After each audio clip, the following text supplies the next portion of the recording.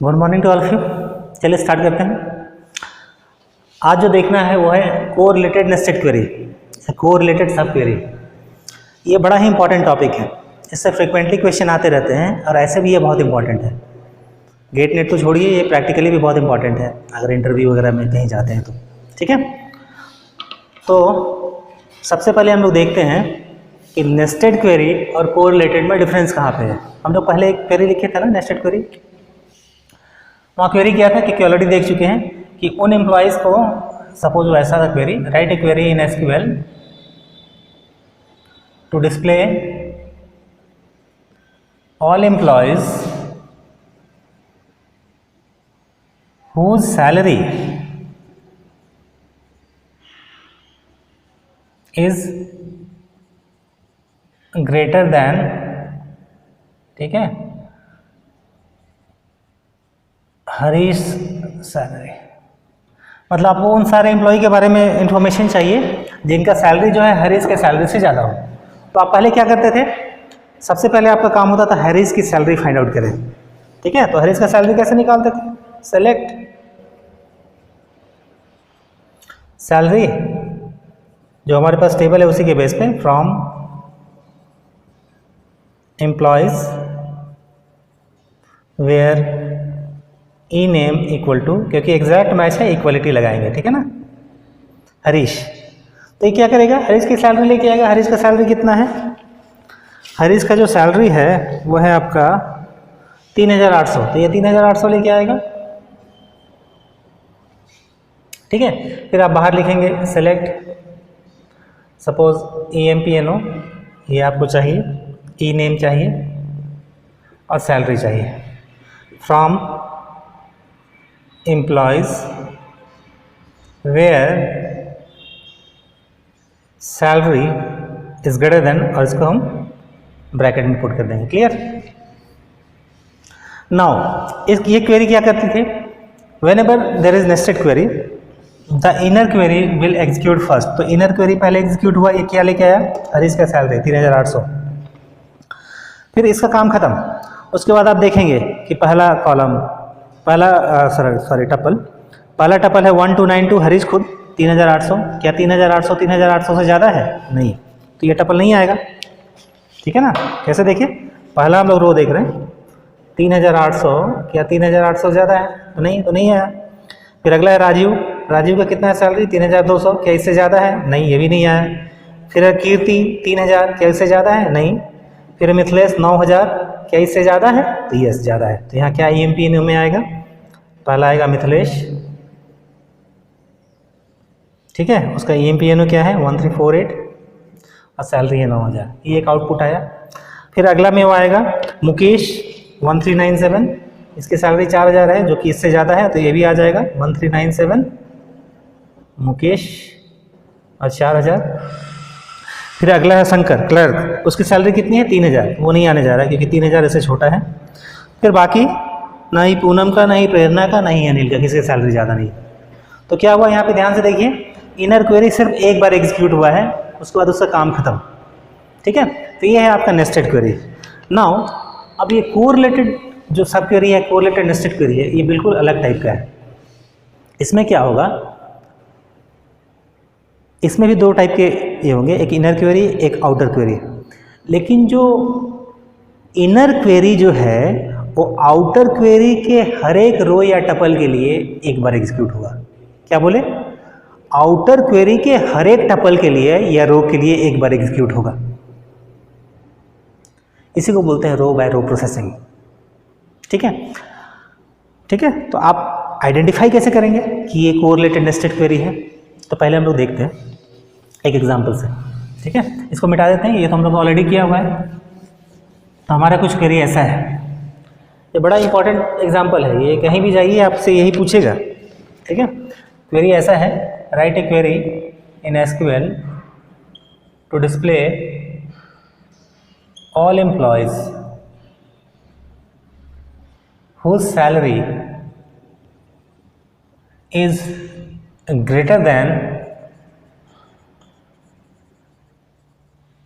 average salary of their department. ठीक है, clear?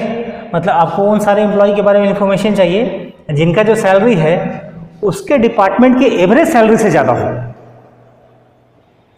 तो आपका पहला काम क्या होगा? एवरेज सैलरी निकालना। किसका?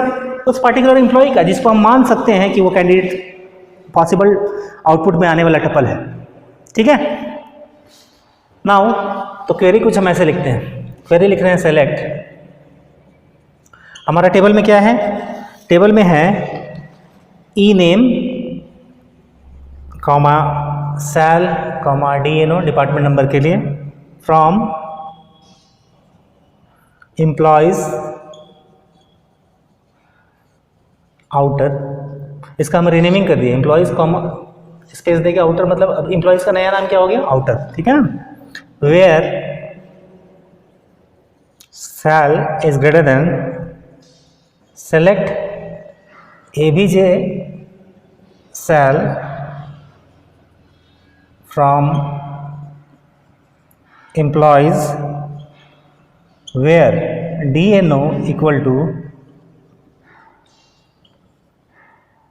outer dot DNO। ठीक है, अब ध्यान से देखिए इस क्वेरी को। इस क्वेरी में क्या है?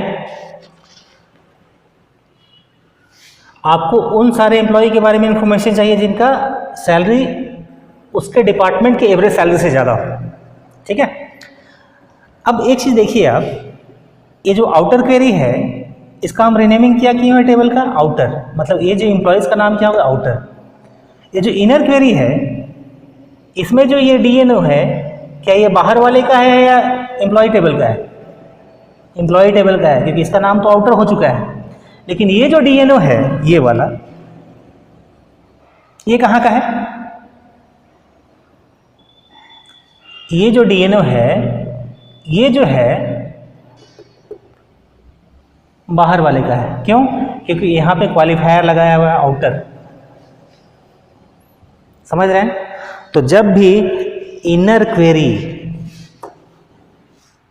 ध्यान दीजिएगा लाइन पे जो हम बोल रहे हैं, जब भी इनर क्वेरी में कोई ऐसा कॉलम हो जो रेफर किया हुआ हो, लेकिन वो हो कहाँ? आउटर क्वेरी में।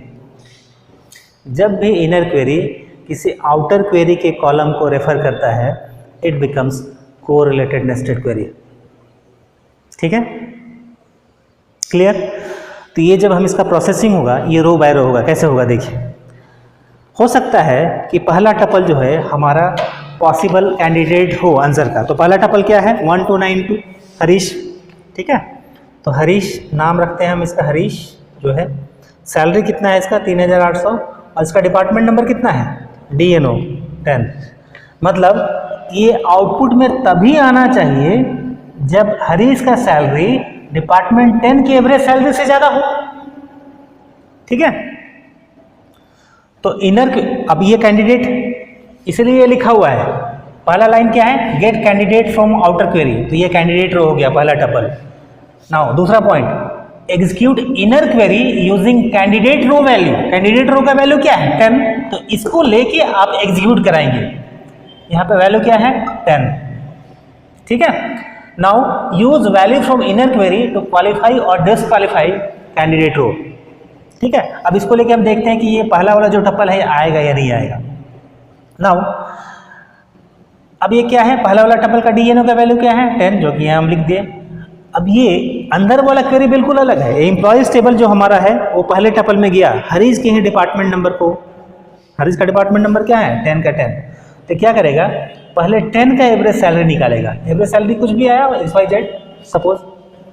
ठीक है, अब उस एवरेज सैलरी से इसके सैलरी को कंपेयर करेगा। अगर ये एवरेज सैलरी जो है और ये सैलरी जो एवरेज सैलरी से ज़्यादा हो तो हरीश का नाम आएगा, अदरवाइज नहीं आएगा। तो पहले टपल के लिए प्रोसेस हो गया। सिमिलरली अब ये अगले टपल में आएगा। अगला टपल कौन सा है इसका? राजीव, सैलरी 3200। राजीव सैलरी कितना है? 3200। और यहाँ क्या है? 20। तो अब बताइए, आप खुद बताइए, इस बार ये क्या करने जा रहा है यहाँ पे? जहाँ पे 20 से मैच होगा तो डिपार्टमेंट 20 का एवरेज, कहीं 10 भी आएगा लेकिन उससे मैचिंग नहीं होगा, तो 20 का 20 से जब मैचिंग हुआ तो 20 का एवरेज सैलरी लेके आएगा।